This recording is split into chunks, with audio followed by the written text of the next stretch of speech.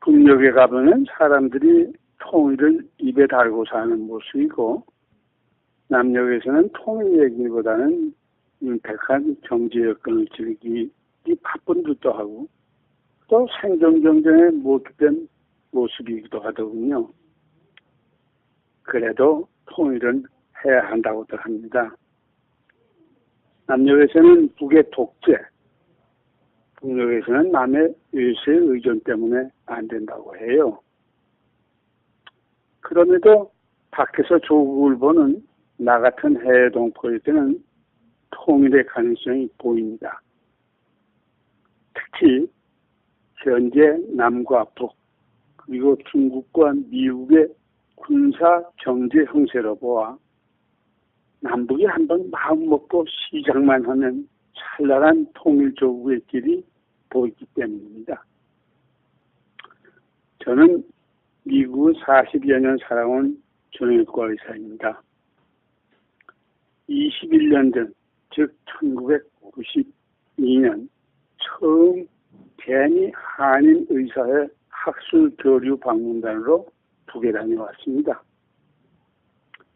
그 뒤 내가 전공한 인공고관절과 무릎관절 시환 수술을 전수하러 평양의학대학병원을 드나들면서 고향인 남녘과 또 타향인 북녘 동포들을 보아왔습니다. 남에서나 북에서나 사람들은 누구나 잘 먹고 잘 놀고 쉬며 마음 편하게 일하는 삶을 동경합니다. 그런데 현재 북에 비해 경제적 풍요가 수십 배나 되는 남녘 사람들은 가난한 북과 통일하려면 남도 어려워진다고 합니다. 정말 그럴까요? 사실은 전혀 반대입니다. 어려워지기는커녕 남과 북은 더 잘 먹고 더 잘 놀고 더 마음 편하게 살게 됩니다. 지금 남과 북의 현실을 보면 경제 강국을 자부하는 자본주의하는 남에서는 실업, 취업 문제, 양극화, 가계부채 등 민생 복지 문제를 고민하고 있고, 한편 군사 강국을 자부하는 사회주의 북은 핵무력과 경제 건설을 함께 해서 인민들의 생활 향상을 해나가겠다고 합니다. 즉, 남과 북이 동시에 민생 경제 문제를 고민하고 있습니다. 따로 고민할 게 아니라 남북이 함께 고민하며 남북 경제 공동체를 운영하는 풍요와 복지를 누릴 수 있을 뿐 아니라 민족사상 유례가 없는 경제 부흥을 이루게 된다는 사실에 대해 제가 얘기해보고자 합니다. 여기 보세요. 우리가 6.15 공동선언에서 뭐라고 했냐면 남과 북의 현 체제와 정부를 그대로 유지한 채 남쪽의 연합제와 북녘의 낮은 단계 연방제의 공통성에 따라서 제가 3단계 통일 방안 중에서 제1단계로 설정한 남북 연합방, 그 연합방이라는 소리가 좀 이상할지 모르지만 연합과 연방을 해서 제가 만들어낸 얘기입니다. 그러니까 한번 기억해 두시고, 무슨 소리냐면 평화를 하겠다는 소리라고요. 그 평화라는 건 우리가 이미 해본 일이에요. 여러 선배분들이 김대중 노무현 정부 10년 동안에 교류 협력하면서 왕래하던 게 바로 평화가 아닙니까? 그런데 그것을 돌아가면 되는데 이번에는 다시는 되돌릴 수 없게 제도화를 해야 된다고요. 이 제도화를 해야만이 계속이 됐는데 불행하게도 이명박 정부 시절에 그것이 돌이켜져서 지금 이렇게 어려운 일을 갖다가 우리가 당하고 있는 겁니다. 그래서 여러분들 다 생각하실 수 있죠. 짐작하는 대로. 그렇게 하면은 경제 공동체를 운영하면은 남의 자본, 북의 토지와 자연자원, 그리고 남과 북의 기술 인력이 합작하면 이게 기가 막히는데 분단 이래 한 번도 이 자산을 함께 써본 일이 없어요. 그래서 이것을 잘 활용해서 경제 공동체 운영을 한 10년 정도 하면은 지금 남녀 GDP가 1조 달러예요. 1조 달러인데 그게 2배 이상으로 올라갈 수 있어요. 그리고 여러분의 1인당 국민소득이 한 2만여 달러인데 10년 후에는 2배 이상, 지금 내가 살고 있는 미국의 4만 몇천 달러 그 이상이 될 수 있다는 겁니다. 동시에 지난 정부 이명박 대통령이 747이라는 공약을 내세우는데 요새 경장 성장률이 7%가 아니라 2.5% 되는 거 알고 계시죠?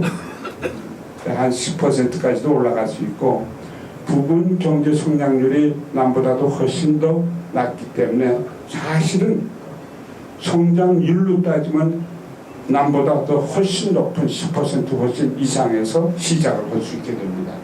그렇게 되면은 남쪽에서는 실업 문제, 물론 해결되고 민생 복지 문제는 좀 더 향상이 되죠. 북으로 말하면 급격하게 인민 생활이 풍요하게 되는 겁니다. 그럼 어떻게 해서 이런 일이 일어날 수 있느냐? 하나씩 생각해 보자고요. 경제 공동체 운영을 시작하면 제일 먼저 해야 될 것이 북에는 이거 생산 활동 여건이 아주 좋지 않습니다. 그렇기 때문에 생산 활동 여건을 개선하기 위해서는 사회 기본 시설, 예를 들어서 도로니, 철도니, 교량, 항만, 공항, 전기, 우편, 통신, 도시가스, 상하수도 이 모든 것을 갖다가 개선하고 확충해 줘야 된다고요. 아니 이런 것을 갖다가 확충하고 개선하려면은 당장 돈과 사람이 필요하지 않습니까? 남북을 비교할 때 당연히 투자는 남이 하고 인력은 남과 북이 같이 충당하면 된다 이거예요.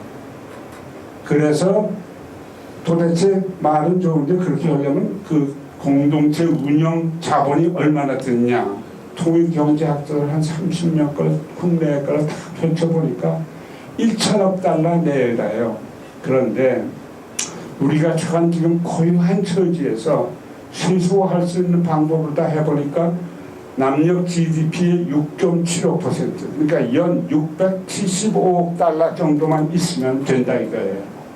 그러면 이 675억 달러가 있으면 되는데 그거로다가 지금 이러한 기본 시설을 갖다가 개선하고 건설하고 그러려면 그동안에 북의 인민들의 생활 소비품과 시설 자재를 이미 기본시설이 잘 갖추진 여러분의 남력에서 생산해서 조달할 수밖에 없다고요. 그렇게 되면은 남력에 지금 이 실업이 많은데 일거리가 무지하게 늘어나는 겁니다. 남력과 북력의 일자리들의 방대한 인력이 필요하게 됩니다. 그래서 근로 인력 조달 방법을 마련해야 합니다. 1950년 전쟁 뒤 남과 북에 세계 어느 나라보다 가장 과도하게 쏠려 있는 비생산적 소모 인력이 바로 군대입니다. 북에서 군대는 건설공사에도 종사하지만 117만 명에 남력의 69만을 합해서 180만 명이 국방에 종사하고 있습니다. 한편 세계를 주도하는 내가 사는 미국 3억 인구에는 140만이 세계를 주도하고 있어요.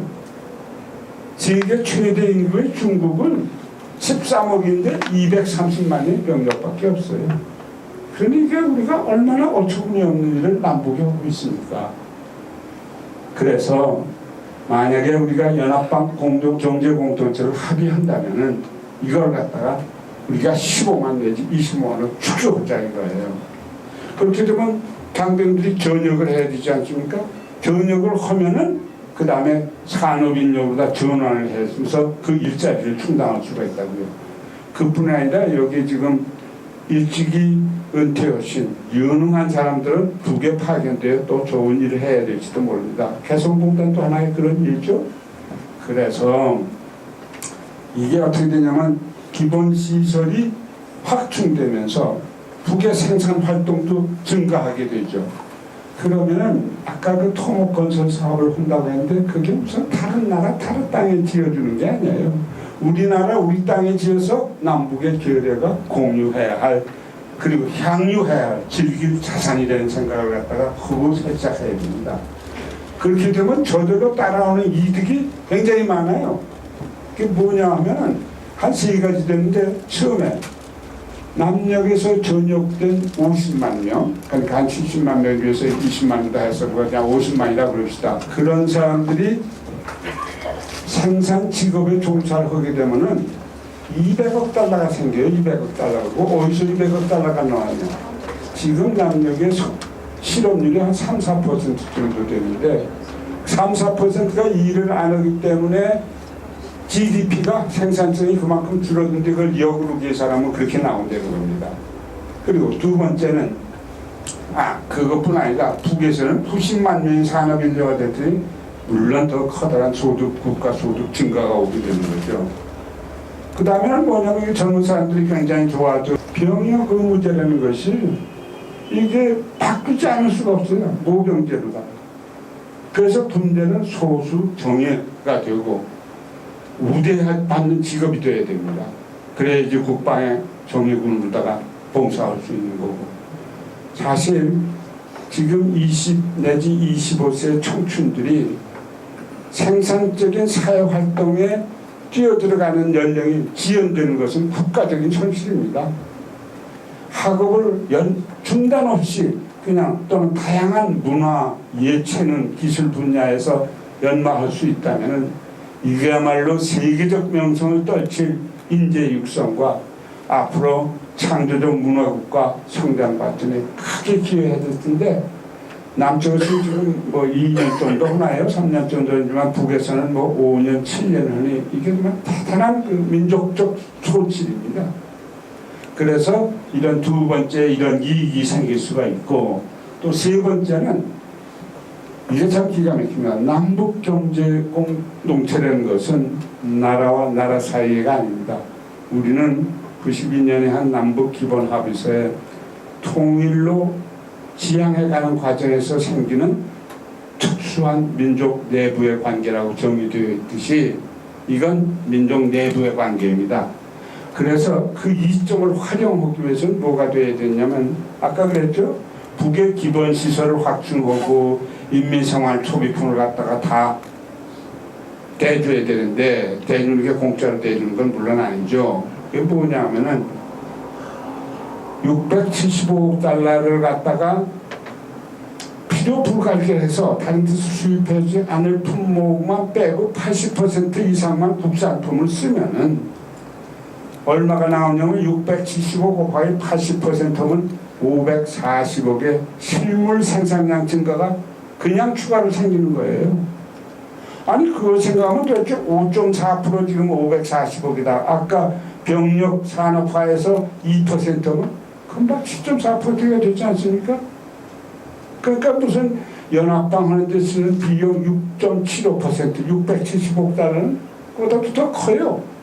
물론 이것은 금방 생기는 게 아니죠. 해나가면서 차차 생기는 이익이라고요. 그러다 보면은 사실 연합방 비용이 2단계 증가하면 통일 비용이라는 건 없어지고 마는 거예요.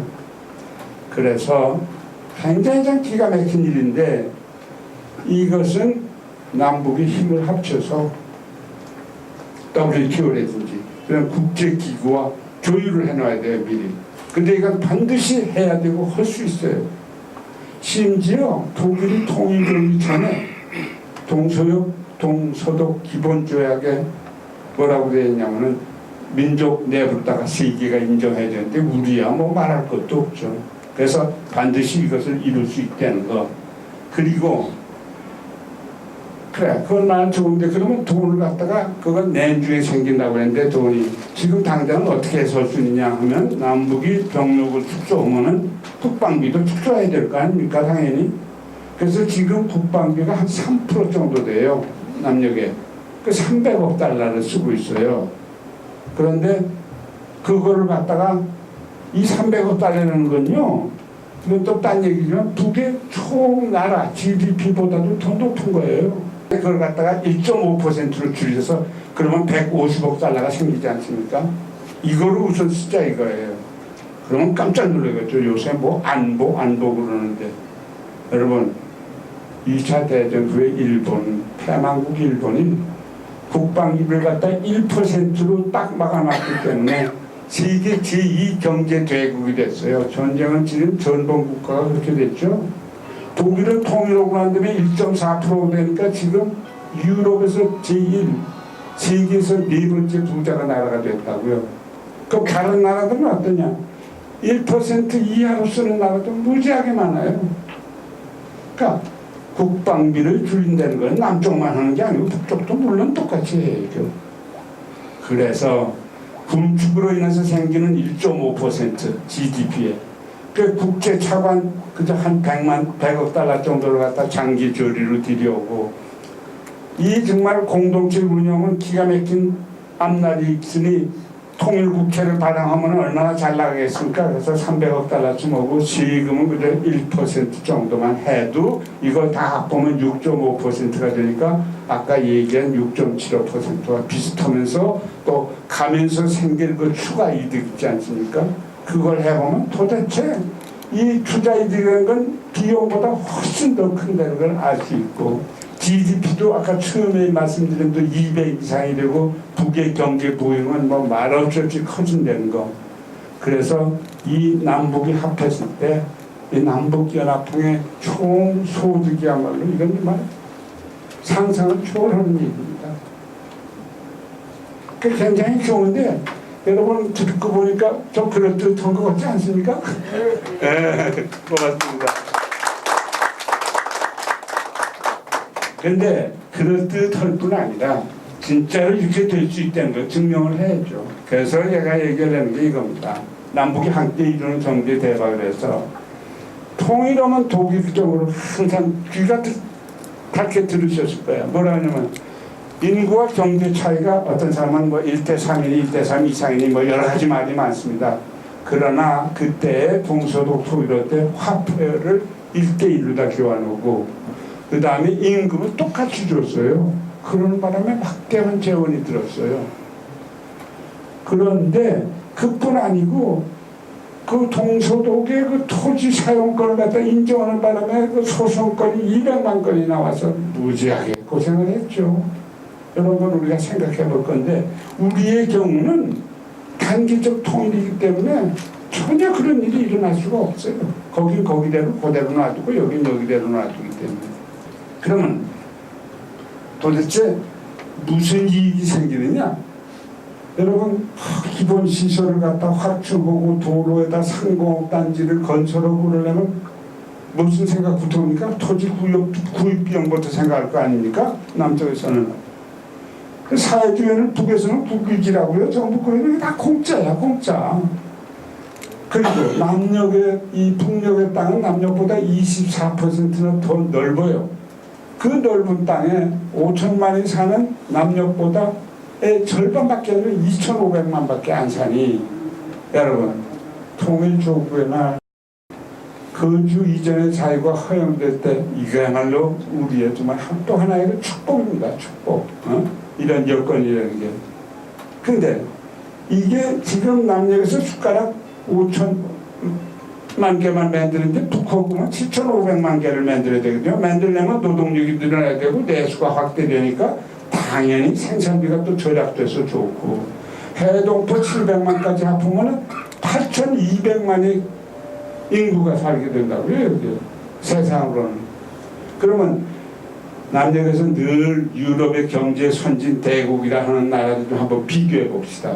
이태리가 6,100만이에요. 영국은 6,200만이 이 우리 결의 8,200만은 6,400만이 프랑스보다도 더 크고 또 독일이 8,300만인데 거의 비슷하지 않습니까? 참 이런 거 생각하면 남북연합방 쪽은 이미 작은 나라가 아니에요. 큰 나라입니다. 내 눈에는 세계 제5대국의 앞날이 아른거려요. 여러분 생각 안 나십니까? 그렇게? 납니다. 예, 그래서 또 하나 마지막으로 좋은 게 뭐냐면 이런 거예요. 이건 남북이 분리시행해. 어떤 무식한 사람이 이런 얘기를 들어요. 온 남북이 통일되면 북에서 그냥 사람들이 밀려와서 우리 남쪽에서 실업자가 날 텐데 그게 아니죠. 남은 남에서 이러고 북은 북에서 이랍니다. 그러니까 남은 남에 걸맞는 임금을 받고 북은 북에 걸맞는 임금을 거기에 맞는 받게 되기 때문에 이것도 독일 경우와는 완전히 다른 겁니다. 그러니 이런 좋은 일들이 국토와 인구에서 일어나지만 이번엔 땅을 한번 보자고요. 땅 속에 뭐가 있나. 지하자원이 23배예요. 23배. 근데 그 23배 지하자원에 무슨 우라늄이니 마그네사이트니 흑연이 중성이 잔뜩 있는데 이것이 세계 10위권에 드는 광물이 8종이나 돼요. 그 8종의 잠재적 가치는 1경원이 된대요. 난 1경원이라는 숫자를 도저히 상상을 할 수가 없어. 공이 몇 개 붙어야 되는지를. 그래서 어떤 사람이 이런 얘기를 합니다. 지금 식대로라면은 북은 저것만 팔아먹어도 300년은 지탱할 수 있대요. 근데 무슨 붕괴입니까, 붕괴는. 그런데 이제 봅시다. 이런 그 지하자원을 갖다가 남과 북의 동력과 기술이 합작해서 발굴하고 개발하고 그걸 잘 못하고 있잖아요. 이건 내수도 오고 수출도 오고 얼마나 좋습니까? 예를 들어봅시다. 남녘이 세계 제1의 배 만드는 나라죠. 그리고 제5위 자동차 만드는 나라라고 했죠. 배하고 자동차 뭐로 만듭니까? 다 철 아니에요, 철. 철광석이 150배쯤 되는데 남보다 그 전부 호주에서 수입해와. 그러니 이거 갖다 쓰고 합작하면 얼마나 좋은 일이 일어날 것은 그저 8개 광물 중에 그저 하나의 예입니다. 마그네사이트 같은 미래 광물은 미국도 지금 탐내고 있어서 그렇게 보면 조국 강토는 에너지 자원의 보고고 우라늄은 세계 제1인데 핵발전소를 갖다 무한한 원료를 제공할 수 있는 거예요. 게다가 만약에 서한만에서 석유가 최소 50억 배럴이 매장되어 있다는데 그것이 진짜로 더 실추되는 날이면 나는 뭐라고 더 표현해야 될지 통일교구의 앞날을 모르겠습니다. 여러분들 상상해 보세요. 어떤 적이 올 건지. 그런데 그거는 땅 속에 있는 걸 봤는데 이번엔 땅 위에 있는 거 한번 보자고요. 천연자원. 평창올림, 동계올림픽 남녘이 지금 언제죠? 몇 년인지 모르지만 유치해놔서 아주 흥분하고 관광 수익하는데 맞아요. 좋죠. 아니 만약에 지금 금강산과 마식령이라고 원산 근처에다 지금 스키장을 갖다가 속도를 내서 건설하고 있는 거 알죠? 그리고 대관령 평창까지 이걸 다 연계해보자고요. 북도 원산에 지금 군인비행장 다 치우고 거기다 지금 공항 만들고 있어요. 그래서 그때 정말 똑같이 이 금강산, 마식령, 대관령, 평창 이걸 연계하면 그 관광 수익이 올라갈 테고 승수 효과도 정말 생산 활동이 더욱 증가될 거 아닙니까?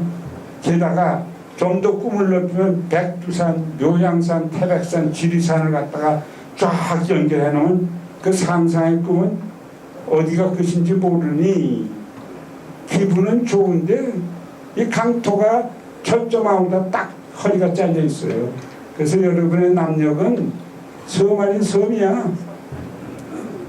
불쌍한 나라입니다 이거. 그런데 만약에 그것이 철조망을 걷어내면은 하는 게 아니라 백두에서 나무보다 남해 건너 한라까지 가고 그거보다 더 중요한 것은 남녘의 이거 굉장한 그 생산 활동 이것이 대륙 진출의 땅길 하늘길을 다 열어줍니다. 이게 뭔지 조금 이따 더 설명할게요. 더 자세하게. 그래서 북에서 뭐라고 하냐면 북은 자기 땅에 발을 붙이고 세계를 보자고 그래요. 그런데 여러분 세대나 제 세대나 다 비슷한데 우리는 늘 지정학적 이유로다가 불이익만 당한다고 생각해 왔어요. 그리고 또 아닌 게 아니라 대륙과 해양 세력의 침탈, 가까이는 중국과 일본, 조금 멀리는 소련과 미국의 침탈을 당했기 때문에 맨날 고래등 싸움에 새우등 터진다는 얘기만 해온 것이 우리 세대라고요. 맞지 않습니까? 그렇게 되어 왔는데 앞으로는 달라요. 어떻게 다르냐? 남이 눈 좀 크게 뜨고 멀리 널리 보면은 우리는 지경학적, 지정이 아니라 지오 에코노미카, 경제학적인 이유로다가 이점을 활용할 일이 얼마나 많은지 몰라요. 여러분의 부산항이 이게 보통 항구가 아니다. 세계 한 5 내지 7대 항구에 드는데, 만약에 미일 해양 세력과 40억 인구가 되는 중국, 러시아를 포함한 유라시아 대륙을 갖다가 남북 종단, 중국, 러시아 횡단 철도로다 연결해 놓으면요, 그냥 앉아서 물리의 중심이 될 수밖에 없어요. 왜? 누가 시켜서 되는 게 아니에요. 이렇게 대륙을 통해서 가는 육로 운송에는 14일밖에 안 걸리는데, 그 물품 교역을 하는데 수에즈운하 통해 가는 데는 45일이 걸리니까 그 비용이 얼마나 되겠습니까? 그러니까 이 동서 교역은 확대되고 국제 경쟁력은 높아지고, 게다가 가만히 앉아서 또 20억 달러 통과적 수입이 나와요. 근데 그것뿐입니까? 하다못해 저 보수 정권에서 얘기하는 시베리아 천연 가스관을 갖다 북에서부터 남으로다 연결하면은 가스값이 싸지는 게 아니라 그 운송비가 70%나 절약된다고요. 또 하나 있어요. 더 중요한 거. 우리가 자랄 때 배운 게 뭡니까? 부동항을 갈구하는 러시아, 우라지포스톡이 항상 얼어서 문제인데, 그게 문제다. 중국은 지금 동북 삼선에서 태평양으로 다 진출하려는데 진출할 때가 딱 막혀 있어. 그 길목을 누가 잡고 있는지 아세요? 우리 북녘, 북한이 두만강 하구와 낮은 선봉을 꽉 잡고 있어요. 그거를 남북이 가서 꽉 같이 잡고서는 남북 경제 공동체를 운영해야 되는데, 전 대통령이 하도 압박을 하고 고립을 시켜놔가지고 중국과 러시아가 110억 달러를 탕감해 주고서 지금 거기 들어와서 자유무역경제지대를 만들고, 중국은 지금 야단났습니다. 거기 카지노 호텔에 그냥 도로망 연결망 창지투 개발하려고. 그러니까 남녀는 지금 정신없이 북의 경제 영토와 동북아시아의 경제 영토를 잃어버리고 있는 걸 아셔야 돼요. 이 나라는 중진군 덕에 걸려 있어요. 지금 2.5%. 북에 이런 찬스, 기회가 있다는 걸 감사하게 생각해야 됩니다. 그래서 우리가 이렇게 그 찬란한 연합방 경제 체제를 갖다가 하는데 언제 했으면 좋겠냐 이거예요.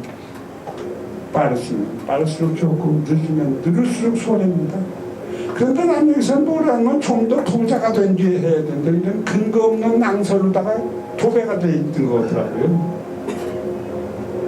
여러분 생각해 보시죠. 분단 비용이라는 건 오늘도 분단 아닙니까? 그 오늘까지 쓴 거는 그냥 없어진 거야.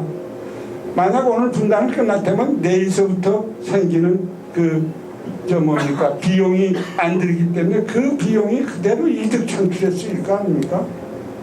그 연합방 비용이라는 것은 통일됐던 시절이에요. 일단 통일을 길로 들었으면 이건 민족 만대에 계속되는 겁니다. 그럼에도 불구하고 이 남의 그 전자통신 산업기술 전문 경영 실력에다가 북에는 CNC 핵 우주과학기술, 이것이 비군사적 평화적 보합을 하면은 그냥 그 전쟁하는 것만 생각하지 말고 정말 김구 선생이 늘 말하는 문화국가의 융성한 내일을 보장하는 거죠. 그래서 코리아 연합방 경제 청사진이 제가 내놓은 것이 여기까지입니다. 이거야말로 내가 생각하는 결의 활로이고 시체말로 대박이죠. 사실은 그냥 대박이 아니라 나는 왕대박이라고 생각하는데 여러분 그렇게 생각 안 듭니까? 그렇습니다. 고맙습니다. 그런데 이 내가 왜 꼬리야라는 얘기를 쓰냐면요. 이거 제가 2008년에 낸 역사책이고 문화관광부 우수도서로 선정된 책입니다. 어떻게 통일 문제로다가 고민하다 보니까 통일로 가는 길에서 써야 할 로마자 국어를 KORL가 아니라 CORL을 쓴다는 것을 연구하다 보니까 이렇게 됐어요. 뭐 그런 얘기는 다음 기회에 있으면 한 번 더 하고요. 우리가 지금 현실에 부닥쳐서 지금 60년 동안 평화체제를 못하고 있지 않습니까? 그러려면 왜 과거가 어땠기에 오늘 와서 이런 적이 돼 있는가? 이걸 우리가 알아야 된다고요. 그래서 이제 이거에 대해서 하나씩 얘기해 보자 이거예요. 요새 제일 중요한 뭐냐면 핵 개발 아닙니까? 비핵화니 맨 이런 소리인데 이거 좀 한번 빨리 붙어보자고요. 1953년에 정전을 하는데 그 전전협정에 뭐라고 되어 있냐면 외국 군대 철수와 평화협정 체결이라는 조항이 있는데 1958년 그러니까 5년 후에 북은 중국군을 완전히 철수시킨 반면 남해는 6만에 미군이 잔류하게 되고 바로 또 그 해에 남녘의 원자포, 어네스트 정인의 메타도와 같은 포가 핵무기가 배치돼서 북을 위협하기 시작했던 거라고요. 그러니까 그 2년 뒤에 그 당시는 북이 남보다 경제 사정이 훨씬 좋았거든요. 우위에 있었기 때문에 뭐라 하면 민족 자결주의 원칙에서 북남 평화협정을 하자. 외국군은 철수하고 남이 대답을 안 해. 여기에 대해서. 근데 1974년쯤 되니까 경제개발 5개년 계획도 그래가지고서는 북을 따라잡았어. 경제적으로. 그 뭐라고 하냐면 두 가지를 제안했는데 유엔에 동시 가입하고 불가침 협정을 하자고 했어요. 그러니까 북이 뭐라냐면 유엔에다가 세 개가 되고 우리 분단되어 있다는 걸 천전호전의 소리냐고 분단 연구하니까 안 된다. 그리고 불가침 협정을 하자고 그랬는데 지난 14년 동안 평화협정을 하자고 했는데 군사통수권이 없어 대답을 못했으니까 불가침 협정을 어떻게 보장하겠냐. 그래서 이제부터는 미국과 평화협정을 하겠다. 그래서 북미 평화협정이라는 건 74년에 시작된 얘기입니다. 그때가 1970년대 중반인데 무슨 일이 일어났느냐. 미국 요청에 따라서 출병을 해서 베트남에 갔는데 베트남한테 세계 최강 미국이 져가지고 후퇴하는 거예요. 박정희 대통령이 생각해보니까 이거 미국 믿을 수가 없어. 우리도 자주 국방을 해야 되겠어. 그래서 핵개발을 은근히 시작했는데 들켰어. 그 미국이 딱 중단시켰다고. 이와 같이 핵개발이라는 것은 어느 나라가 지키고자 하는 그 가치관이 위협을 받을 때 하게 되는 것이 소위 핵무장이라고요. 미국한테 얘기했는데 미국이 대답이 없어. 그랬더니 4년 만에 뭐라고 하냐면 남북대화부터 해라. 참 좋죠. 그러면서 미국은 그 다음에 참여해서 3자 회담을 할 테니까 북이 야 남과 대화해봐야 아무 실효가 없는데 해서 뭐냐 너희하고 해야 된다. 식권을 잡고 있는. 그러니까 아무 대답이 없어서 북이 할 수 없어서 또 74년에 그런 제안할 때 10년 후에 그러면 북하고는 불가침 조약을 해줄 테니까 미국하고는 평화협정을 되니까 이분은 미국도 아무도 대답을 안 해. 그러다가 1990년이 되면서 공산권 붕괴라는 세계적 대변화가 생기지 않았습니까? 91년에 뭐라고 했냐면은 유엔에 동시 가입하자. 그러니까 북이 뭐라고 했냐면은 가입하자. 그런데 이렇게 하자. 한 의석으로. 남이 듣질 않았어요.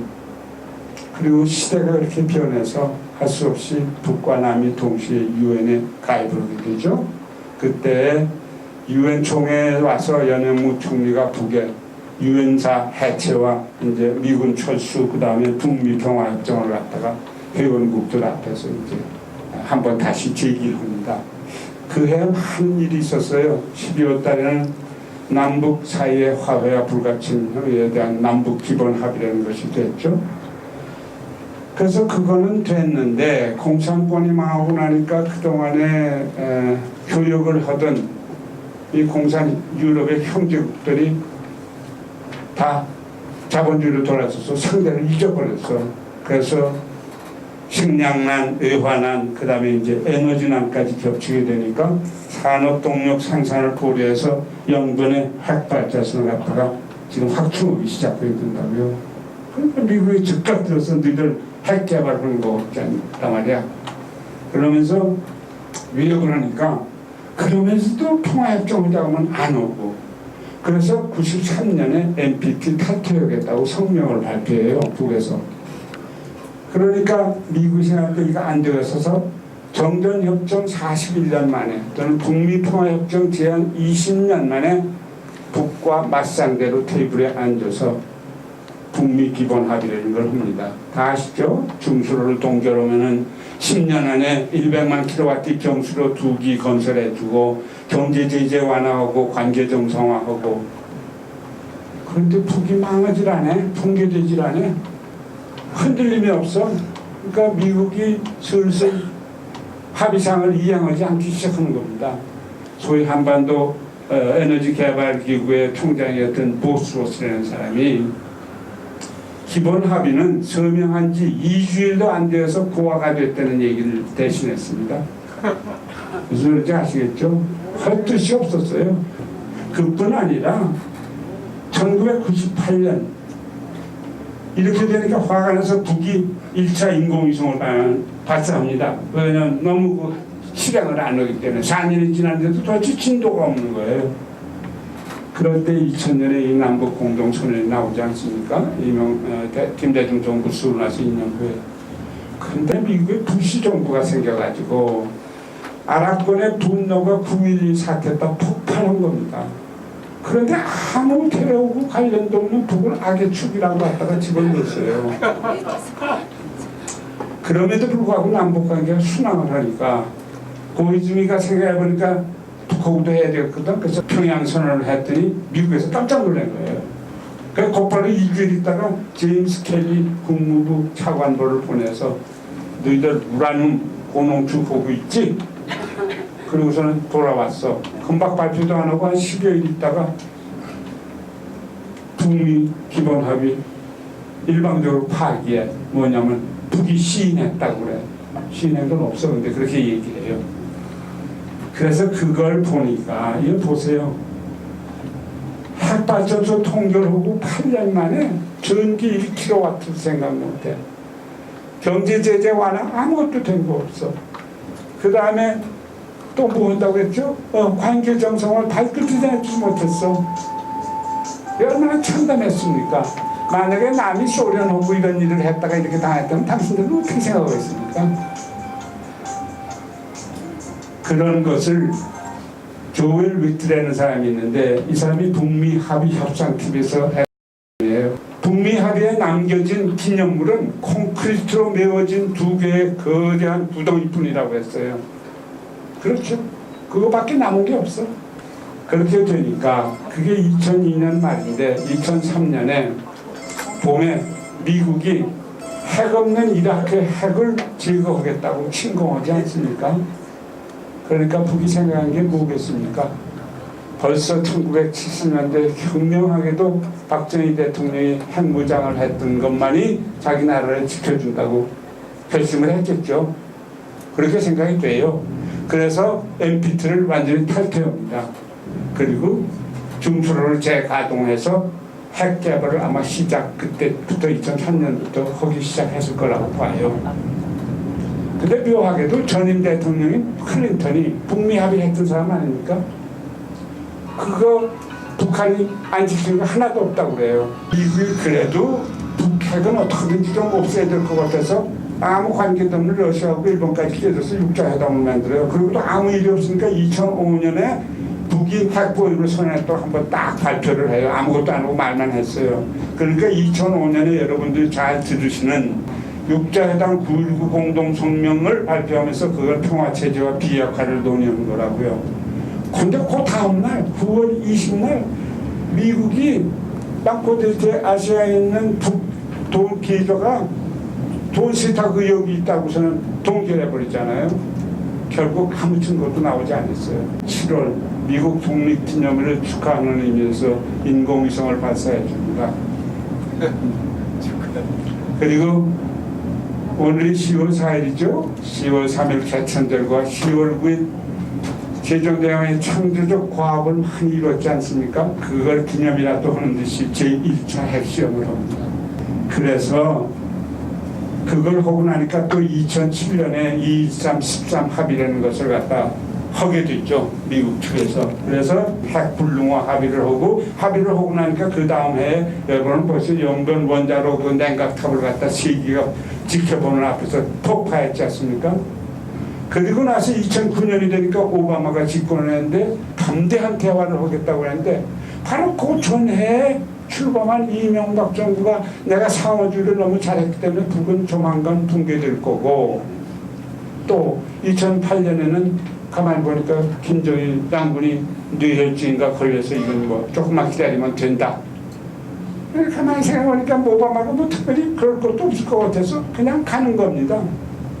그렇게 되니까 화가 나서 또 북이 그 다음에 4월에 인공위성을 발사하고 2차 핵실험을 하니까 유엔이 제재를 걸고, 그 당시에 나는 그 북이 핵 시험을 할 때 평양의대 병원 의사들과 같이 이렇게 수술을 하고 있었어요. 수술하고 나오니까 박사님 저 핵 시험했습니다 그러더라고요. 또 노무현 대통령 죽었다는 얘기도 들려주고. 그래서 이걸 좀 보자고요. 이렇게 얼마나 걸렸는지 모르지만 58년에 미국이 핵 무기를 배치하고 북이 평화협정을 주장하고 미국이 부흥하고 기피하고 그러니까 미사일을 쏘고 또 미국이 거기서 부흥하니까 이번에 중수로를 가동한다고 했잖아요. 다시 핵 만들겠다고. 그러고 나니까 솔직히 북미 합의를 했어요. 근데 미국이 파기했어요. 그러니까 북이 핵시험을 했어. 그러니까 유엔이 제재했어요. 이것이 지난 역사입니다. 지난 60년에. 그래서 미국에 내가 잘 아는 이 레온 시가리라는 학자가 한반도 전문가가 이걸 툭포텟이라고 그래, 영어로다. 그래서 치고받고 뭐 맞받아치기 뭐 이런 정도의 얘기예요. 그러면 뭐라고 했냐? 라이스궁 이거 보세요. 우리는 여러분들이나 뭐 남녀 쪽에서는 누가 이 합의를 다 어겼냐 이거야. 당연히 북이 어길 거로 얘기했죠. 아니 국제관계 역학의 상식이라는 양극강식이라는 거 있잖아요. 그것도 무색하게 무조건 북이 그랬대. 그런데도 불구하고 그 합의를 안 지킨 라이스 국무장관, 이거 부시 때 국무장관 여자 있지 않습니까? 미국이 축구 경기 도중에 골대를 옮긴다고 그래. 골대를 옮긴다는 게 무슨 소리냐면은 여기다 골대를 정했는데 거기 가차이 가면 그게 아니고 요거라고 그래. 하나 더 요구해. 그래서 그 평화협정과 핵개발 무대에 남녀는 하나도 보이지 않았어요. 육자회담 회원국인데 그 악요고 뭐 별거 다 있을 텐데 아무 주장도 없고 주장하는 건 미국에서 그런 소리 복창하는 것밖에 없어요. 여러분의 남력이 그러고 있습니다. 그래서 수구 언론은 이걸 오도해서 지내고 있고, 그래서 이런 거 자세한 거는 제가 1910년에는 밖에서 본 한반도 그리고 통일의 날이 정말 참다운 광복의 날이다. 우리 해방은 됐지만 지금 아직 광복은 아닙니다. 하지만 통일의 날이 진짜 광복의 날이 되겠죠. 미국이 합의를 불이하고 파기하는 동안에 북은 핵미사일하고 핵미사일 능력이 자꾸만 발전하는 거예요. 가만히 생각해보니까 미국이 정말 북의 핵 개발을 갖다 저지할 의도가 있었는지 그게 좀 의심이 가더라고요. 저는 여러분 듣고 보니까 어떤 생각이 드는지 모르겠는데, 그러고 보니까 미국이 사실 북에다가 핵미사일 개발하라고 은근히 강요한 셈인 것 같아. 응? 응.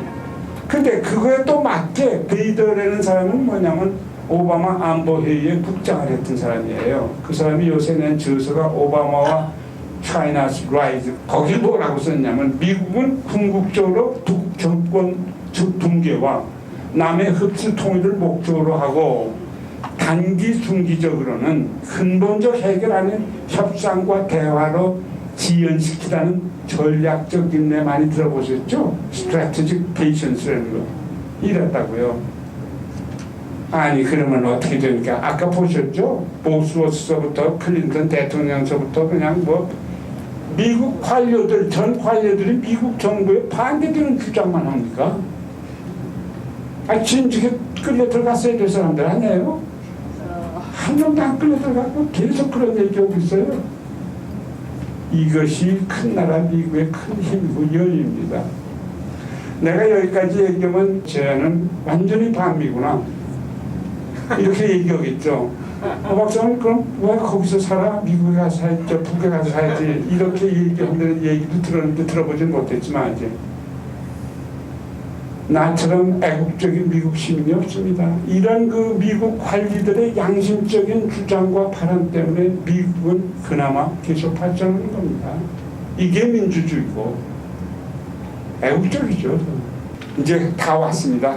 지난 겨울까지 왔으니까 인공위성을 궤도에 진입하니까 유엔이 제재하고 3차 핵시험으로 해서 핵보유를 헌법에 명기하고 그 다음에 3, 4월 동안에 대결이 있었잖아요. 이런 거를 남북 관계에서만 볼 게 아니라 세계로 눈을 돌려본 핵 없는 이라크, 핵을 중도 포기한 리비아, 미국의 침공을 당했죠. 그리고 지금 핵 개발하는 이란이 위협을 받고 있어요. 보면은 정의든 불이든 간에 패권국의 이익에 따르는 15개 안보리 국가들, 어떻게 보면 나쁜 놈들인데 절대 나쁜 놈이라고 그러지 마세요. 그 사람들은 그 나라들은 그 나라의 국익을 위해서 그러는 거예요. 그러니까 미국이나 유엔이나 그렇게 정의롭지도 공정하지도 않은 것이 현실 세계라고요. 이거 거 없어요. 우리도 우리 국익을 위해서 살면 되는 거라고요. 그래서 미국 중심으로 다 세계 질서를 주도하다 보니까 평화협정을 갖다 60년 동안 결국은 거부하게 된 거 아닙니까? 기피도. 그래서 결국 우리 결에 핵미사일을 선물했어요. 우리 한결에 한쪽에 선물했어. 근데 강요된 선택으로 개발한 핵은 이번에는 세계 평화를 위해서 또 폐기를 해야 될 대상이 되는 거예요. 만들게 하고 만드니까 이건 또 폐기도 해야 된다. 그래서 미국은 핵 폐기를 주장하고 또는 비핵화를 주장하고 무슨 비확산을 주장하면 남은 또 그걸 더 크게 복창해주고 그러니까 이 악순환의 반복, 이것이 바로 미국의 동북아 정책이라고요. 근데 그건 우리한테 악순환이지 미국한테는 악순환이 아니에요. 아주 국익이 되는 일이죠.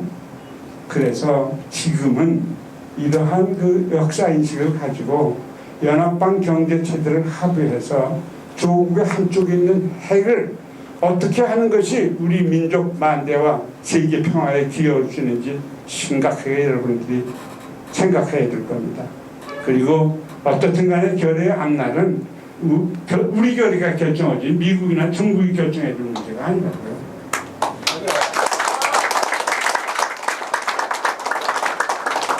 그래서 이제 그 역사는 그렇게 되고 그럼 현실로 돌아와서 어떻게 되나 한번 생각해 봅시다. 지금 모국에서는 여기서는 뭐냐면 나누고 남도 북도 남북 간에 북미평화협정을 했는데 전쟁은 남북이 해놓고 왜 남이 군사주권을 미국이 장악하고 있기 때문에 그렇대. 글쎄 그것이 현실인지는 모르지만 참 어처구니 없고 서울 밖에서 보면 초라한 모국의 모습입니다. 미국 애들 나한테 물어보면 뭐라고 대답해야지 사실 잘 몰라요. 왜 이러냐고 말이에요. 왜 미국하고 자꾸 오자고 그러냐고 말이에요. 근데 또 요새는 뭐냐면 아주 핵 때문에 안 되는데 아니 핵이 아주 없던 40년 23년까지도 안 됐고 핵 의혹만 있던 지난 15년에도 안 되는데 그게 말이 됩니까? 핵 때문에 안 되는 게 아니에요. 그리고 평화체제라는 것은 남북이나 또는 북하고 미국이나 저기서 얘기해 준 것처럼 또는 평화협정을 서명한 북미 중 어느 사이에 합의되어도 이루어질 수가 있어요. 근데 아무것도 되지 않았어. 왜 안 됐겠어요? 그것을 우리가 시대적으로 역사를 봤으니까 이러보자고요. 나 같은 재미 동포는 남북을 드나들면서 양측을 봐요. 남쪽도 보고 또 미국을 북에서도 보고 남에서도 보고 안과 밖에서 보는 거죠. 미국 속에서도 보고 그러기 때문에 가만히 생각하니까 미국은 북과 평화협정을 뜻도 없고 필요도 없었다는 모습으로 나는 다가와요. 왜 그러냐면 가만히 있어도 북이 돼. 미국은 나의 제2조국 미국은 말이에요. 참 굉장히 참 영리한 나라라고요. 그리고 미군 주둔을 적극 지원하면서 철수학과 애원하는 이 남쪽, 이거는 아주 미국의 동북아 정책하고 딱 맞아뜨는 거예요. 그래서 미국은 또 때때로 평화협정을 외면하기 위해서 생화학 무기가 저쪽으로 좀 떠들어주고 또 가끔가다 테러 지원 무기라고 또 한참 예전에 말했잖아요. 그리고 또 부시는 또 악의 축이라는 멍에도 씌워보고 그러다가 그 정치 제재뿐 아니라 경제 제재를 극심하게 해서 북의 인민들이 굶어 죽기 시작하면 고교한 인권 유린이라고 규탄을 합니다. 이거 참 재미난 일 아닙니까? 국제관계라는 게. 그런데 거기에 똑같이 동조하는 남녘 사람들의 수구 세력이 참 문제죠. 제 눈에는. 그 미국에 있으니까 이 미국한테 뭘 좀 해야 되겠다 해서 6.15 해외위원들과 함께 어디를 돌아다녔냐면 하원 외교위, 하원 상원 외교위원회 가가지고 전 평화체제에 대한 면담도 오고 논의도 오고 클린턴과 또 오바마 대통령한테다가 한반도 정책 건의서도 건의해보고 국무부 찾아가서 성김 그 당시 육자회담 돼서 요 얼마 전까지 했던 이 로버트 킹 저 누굽니까 저 북한 인권대사 만나가지고서는 거기에서 하고 미국 사람들만의 그 평화협정 운동하는 단체들과 해봤는데 다 해봐도 아무것도 달라진 게 없어. 심지어는 지금 현 국무장은 존 케리가 상원 외교위원장을 이제 그 사람 주선으로다가 제가 미국 국회의사당에서 공화당 그 골수 한반도 전문가하고 상원 외교위원회 이 민주당 대표를 놓고 한반도 평화체제에 대한 토론회를 사회도 해봤어요. 보니까 한마디로 공화당이나 민주당이나 차이가 없어. 참 부러운 일이고 정말 숙미사대하는 수구 세력이 본받아야 될 일이랍니다. 그래서 미국의 입장에서는 어떠냐면은 그냥 북을 가끔 비난해주고 남을 슬슬 비만 맞춰주면서 현상만 유지하면 되는 거예요. 그 미국의 위정자들 소수의 보수 탱크들 두뇌 집단이라든지 위정자들이 가만히 보니까 참 이거 남쪽이 기본 주권을 미국에 맡긴 이상한 경제 대국이지만 맞아 듣는 귀엽고 충직한 동맹이면 그냥 봉이라 봉. 그래서 미국은 이 분단된 남북을 지극히 사랑해요. 남은 북은 말 안 들어줬고 남은 너무 말 잘 들어줬고. 그래서 이 미국은 또 뭘 아느냐면요. 북이 핵미사일을 절대 포기할 수 없다는 것을 알아요. 알기 때문에 또 북핵이 있어야지 비핵기와 비핵화를 미국이 주장할 수 있지 않습니까? 그래야지만 미국은 주둔을 계속하고 기지 제공받고 무상으로 게다가 미국은 실전 연습장 얼마나 게다가 최신 재래식 무기만 파지 핵무기는 못 가지게 하고 주둔군이 자기네에게 비용을 부담해야 되는데 거꾸로 주둔비까지 받아. 근데 그보다 더 중요한 것은 거기 현장에 와가지고서 중국, 러시아를 견제하면서 보다 나라 미국에서 국익도 치우고 이러면서 동북아 질서를 유지하는 거예요. 조용히. 특별히 먹을 것도 없이 점잖게 그리고. 그러면서 세월은 가는 거예요. 60년이 흘렀어요. 그래서 세계 어느 곳에서도 받을 수 없는 이 남한의 극진한 대우를 갖다가 어떻게 미국이 마다하겠습니까? 정말.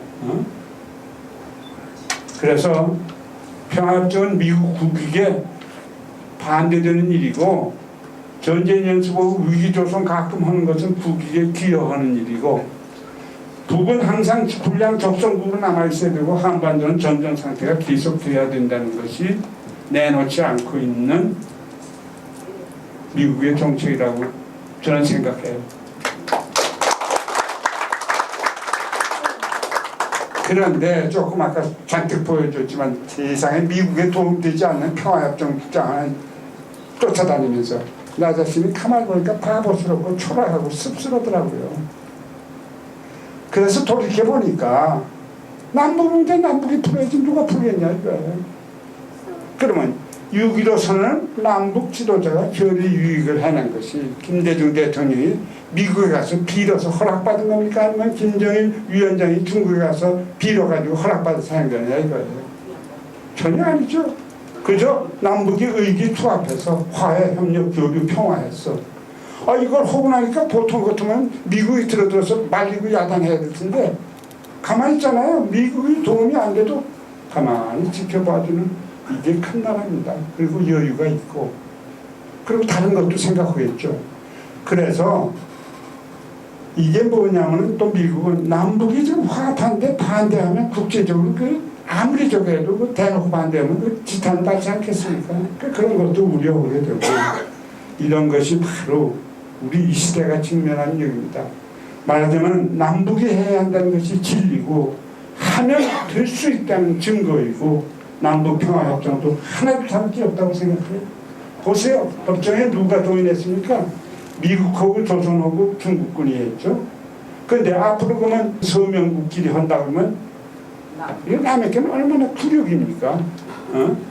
창피한 일이고 말이에요. 전쟁 당사하고 평화를 지켜나갈 상대인데 그러니까 6.15 14선언 정도 따라서 정전체제를 평화체제로 하자고 합의까지 해놨으니 남북연합방 선언하고 미국하고 보장해달라 중국하고 추인해달라고 할 필요가 전혀 없어. 그리고 상호 인정하고 조국의 국익에 따라서 중국과 미국 적당히 대처하면 돼요.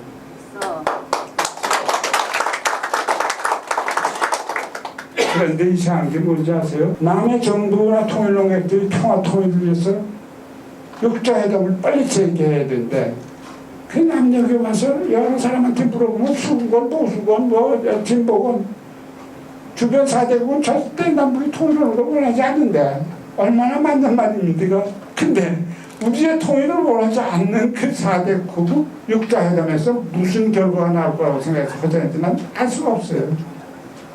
그러면은 뭐라고 그러냐, 너는 말 의사니까 아무것도 몰라서 그래. 그래 아무것도 모른다 치자. 그러면 너희는 뭐냐? 남은 지금 세계 12대 경제대국입니다. 정보통신산업을 이끌고 있고 스포츠 문화 강국이고 북은 세계 9대 핵국가 10대 우주국 CNC급 군사 강국이에요.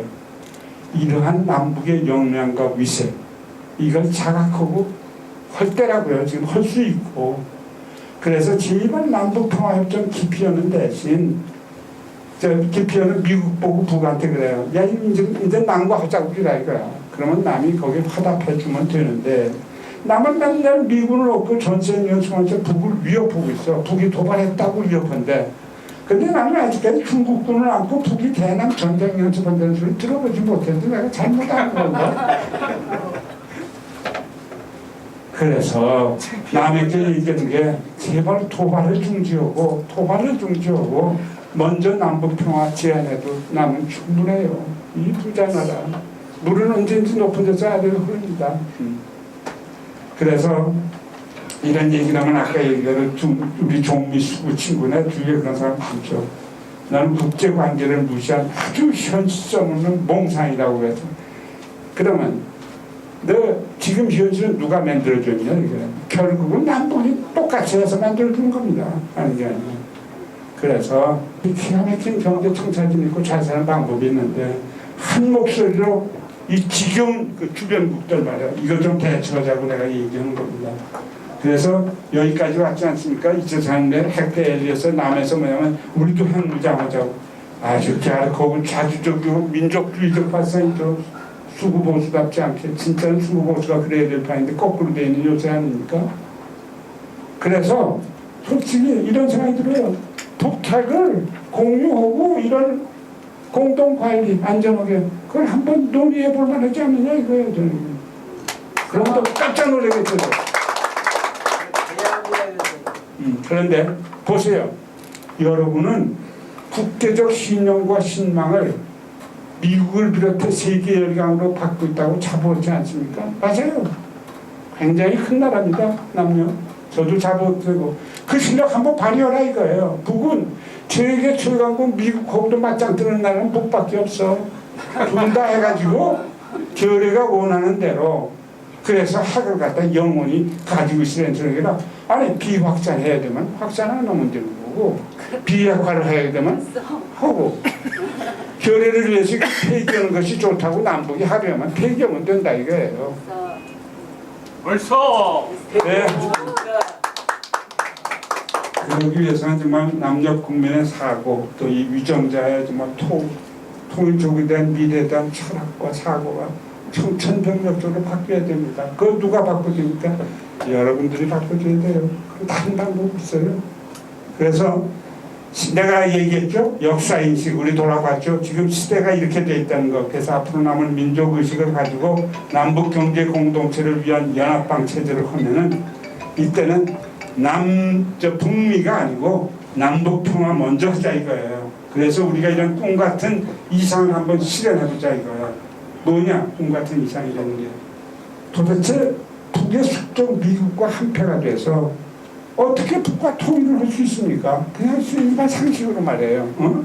제일 원수랬는데 그러면 북과 미국 중 누가 우리고 누가 남이냐 이거예요.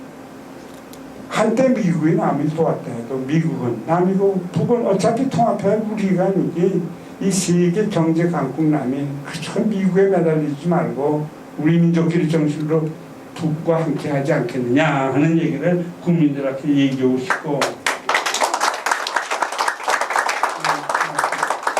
북에 가서는 또 이래요. 야 당신들은 에이스의 배급 민족 자주를 주창하는 북이다. 좋다 이거야.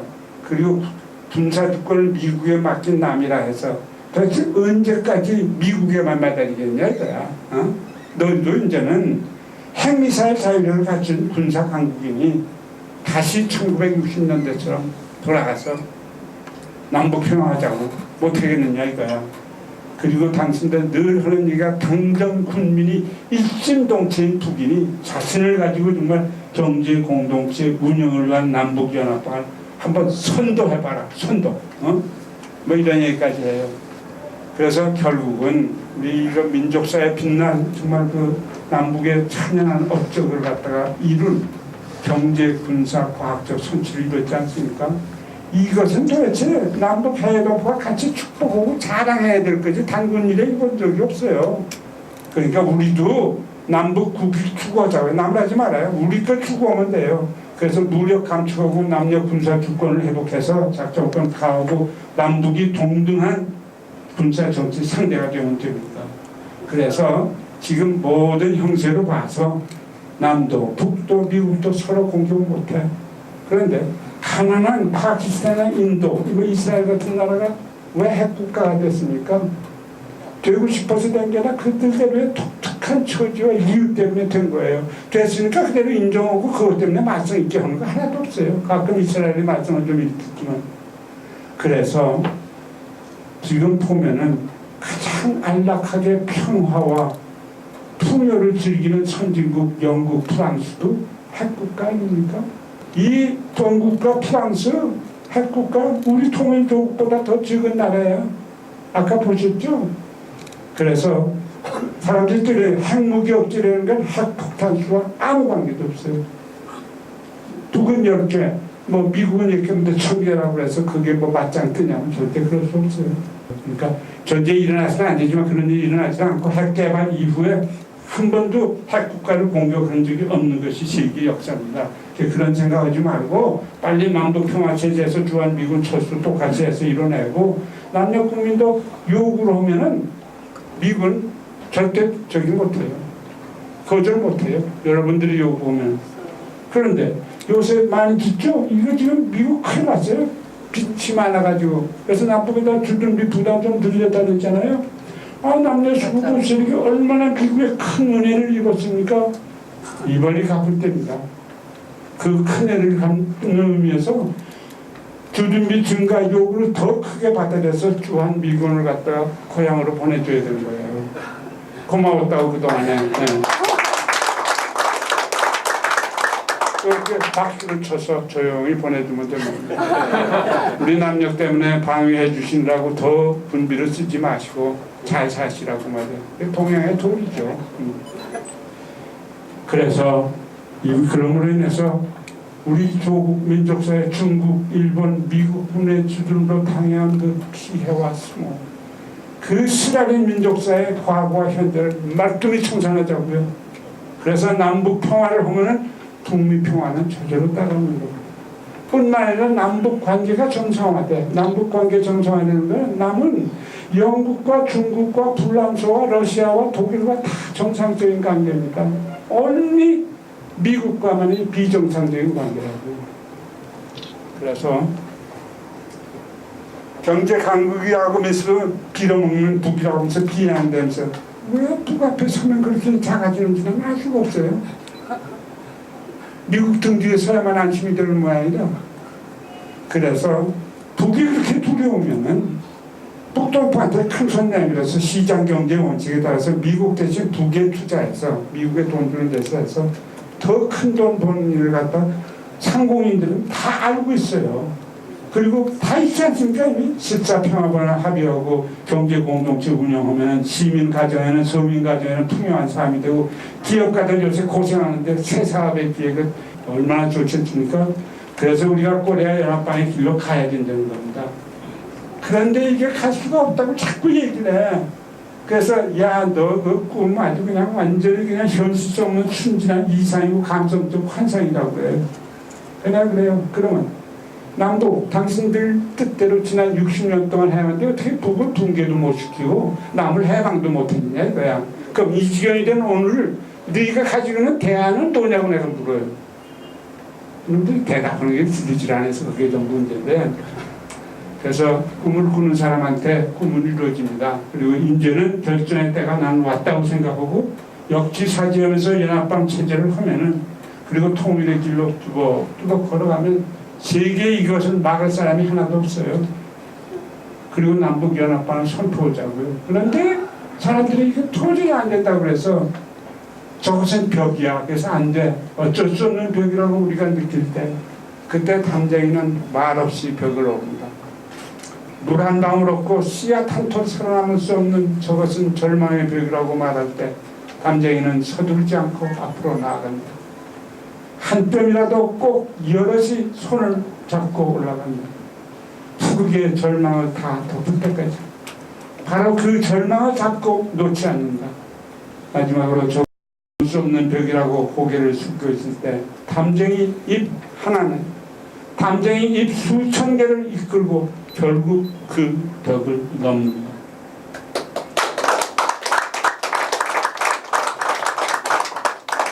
남북을 욕도 많이 하고 그랬지만 선대들이 덕분은 터전이 있습니다. 남북 공동성명 기본 합의 6.15선언 14회. 그래서 우리가 통일 코리아로 나가면 되는 거고, 남북 주민이 누구나 다 통일의 날을 그리며 꿈을 안고 삽니다. 그래서 한때 제가 남인공위성 북은하 로켓으로 울리라는 글을 남녀언론에 발표했더니 북의 조선통신에도 다 나오고 남쪽 사람들한테 무지한 환영을 받았어요. 저도 아시다시피 평양에 두고 온 수술 가방을 찾아오는 소박한 꿈도 꾸고 있습니다. 그래서 이렇게 함으로 인해서 우리가 풍요, 자유, 평등, 자주, 통일적으로 이뤄내자고요. 이것이 우리의 남북해 8천만 결의 꿈이 아닙니까? 고맙습니다.